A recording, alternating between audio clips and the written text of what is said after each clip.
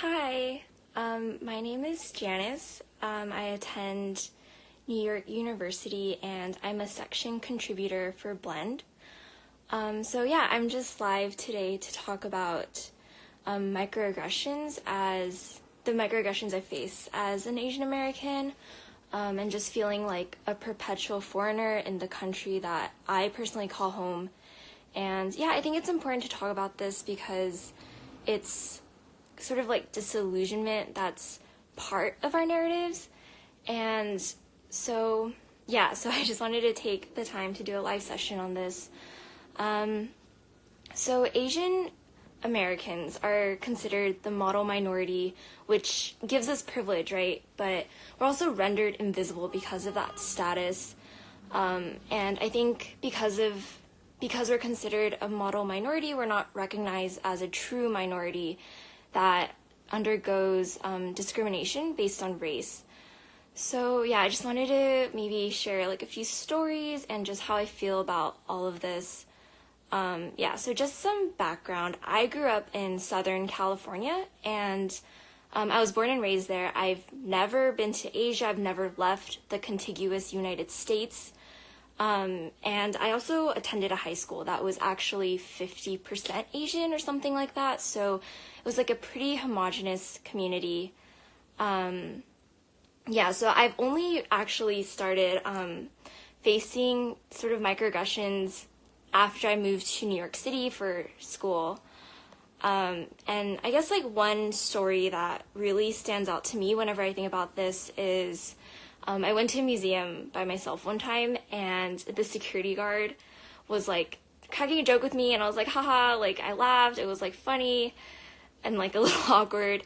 And he was like, oh, so like, where are you from? And I was like, okay, like it's fine. Like don't freak out yet. So I was like, oh, I'm from Southern California, but I go to school in New York City.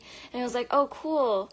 And then he did the where are you really from thing. And I was like, I'm from Southern California.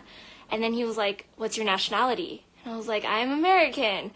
And eventually he got me to say, he was just like, oh, like you're Asian though, right? And I was like, yeah, like I'm Korean, whatever. But I just think about this story because it's like, I don't know, it's just like so obvious what you're trying to get me to say, which is to be like, I'm not American, I'm not from here, I'm like a foreigner. And it's just like really crazy to me that like, I don't know, I just feel so American that like whenever that happens, I'm just like, oh my God, like who am I? Like people don't really see me for me. And I just feel like this is something that happens to a lot of Asian Americans, but we just like take it. Because it's like not a big deal, but it like kind of is just like, it's not like life threatening, but it's definitely like makes you question your place in society. And like, yeah, I recently rewatched Hassan Minaj's stand-up special on Netflix called Homecoming King, and I really recommend it to you if you want to watch it. But there's this part where he talks about being like Indian American and how he was like born in Davis, California, and he said something like, because I was born here, because I was raised here, I have the audacity to feel like I deserve equality. And he was talking about like the Constitution and how it's like written right there, like all men are created equal, like life, liberty, pursuit of happiness, like that's all within our reach because we're American and we were born here. We call ourselves Americans. And I think about that a lot because I'm like, yeah, I shouldn't have to pay like a minority tax or something like that, right? Like I'm American and I'm Asian too, but I'm allowed to have like a dual identity. So yeah, it's just like interesting to think about like what your privilege is based on how you look and sort of like how much that determines what, like how people see you and what you go through and stuff like that.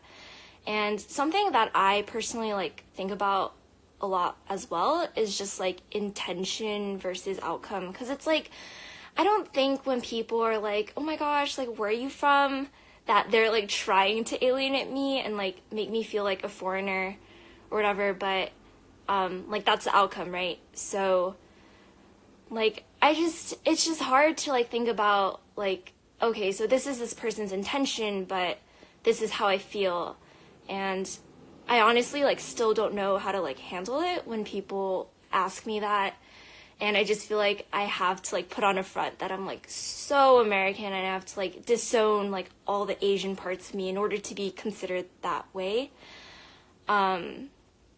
Yeah, so, yeah, I was just, like, curious to see what everyone else thinks, because, I mean, obviously, like, it's not just Asian Americans who, like, go through this. I'm sure, like, any minority can feel like, they're, like, alienated in some way, but, yeah, it's just, like, important to talk about this, I think, because, I mean, all of our narratives are valid, and, you know, we have a lot more overlap than we think we do, and unless we talk about it, we don't know, right? So yeah, I just wanted to see what you guys think, and sort of, like, how to reconcile, like, what you call home and, like, how people treat you, and then sort of, like, how to react when people are like, oh no, where are you really from? And you're like, I'm from America. And it's just, like, really obvious, like, what they want to say, right? Yeah, so let me know what you think. Thanks for watching. Please follow Blend on Instagram, on Facebook, on Twitter. Yeah, and I am, like, honestly, like, really interested in a lot of Asian American things and experiences, as well as, like, other racial groups as well. So, yeah, follow us and stay tuned for more. Thanks.